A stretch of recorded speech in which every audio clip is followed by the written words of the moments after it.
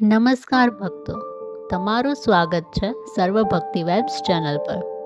ભક્તો, આજે આપણે ભગવાન શિવના એક એવા અભિષેક વિશે વાત કરીશું કે જે અભિષેક કરવાથી ભગવાન શિવની કૃપા પ્રાપ્ત થાય છે અને મનુષ્યની દરેક મનોકામના પૂર્ણ થાય છે.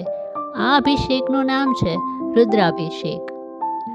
આ રુદ્રાભિષેક પાઠ મહાભારતના દ્રોણ પર્વમાં છે. આ સ્ત્રોતથી શ્રી કૃષ્ણે તથા અર્જુને શ્રી કામનાથ સદાશિવની કૃપા મેળવી હતી. તે વિધિ નીચે પ્રમાણે છે: પુત્ર માટે ચોખાથી, વૈભવ માટે બિલીપત્રથી, આયુષ્ય માટે દુર્વાથી, જુદી જુદી કામના માટે તલથી, રોગમુક્તિ માટે દૂધથી, રાજયોગ માટે ધતુરાથી 11 અભિષેક શ્રી સદાશિવ ઉપર કરવા. તો ચાલો શરૂ કરીએ રુદ્રાભિષેકનો પાઠ. ઓમ ભૂર્ભુવસ્વઃ તસ્તવિતુર્વરેણ્યં ભર્ગો દેવસ્ય ધીમહિ ધિયો યો નઃ પ્રચોદયાત. ઓમ મૃત્યુંજય મહાદેવ ત્રાહિ મામ શરણાગતમ જન્મ મૃત્યુ જરા વ્યાધિ પીડિતમ કર્મ બંધને.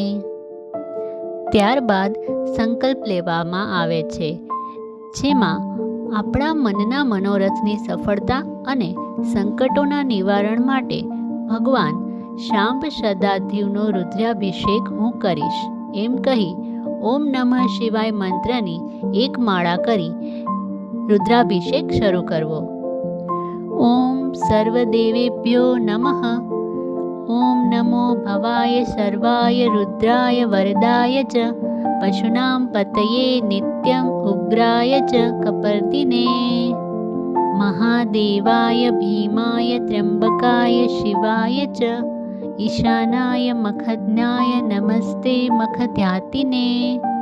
કુમાર ગુર્વે નિત્યમ નીલગ્રીવાય વેદસે પિનાકિને હવિષ્યાય સત્યાય વિભવે સદા વિલોહિતાય ધ્રુમાય વ્યાધિનેન પરાજિતે.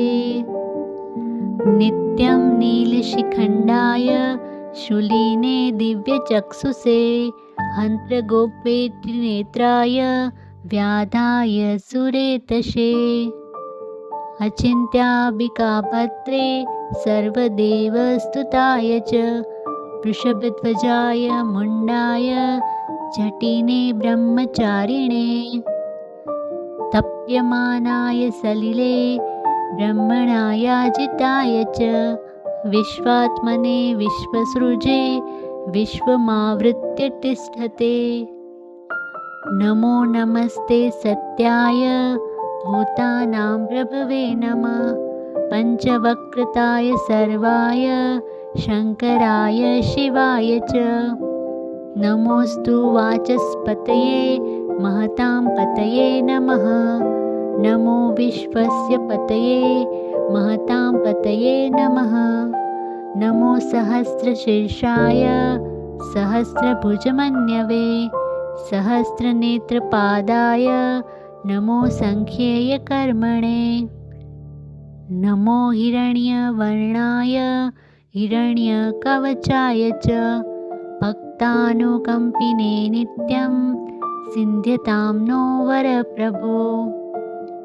એવં સ્તુત્વા મહાદેવં વાસુદેવ સહર્જન પ્રસાદયામાસ ભવ તદા શસ્ત્રોપલબ્ધયે. ઇતિ શ્રી રુદ્રાભિષેક સમાપ્ત. ઓમ નમઃ શિવાય.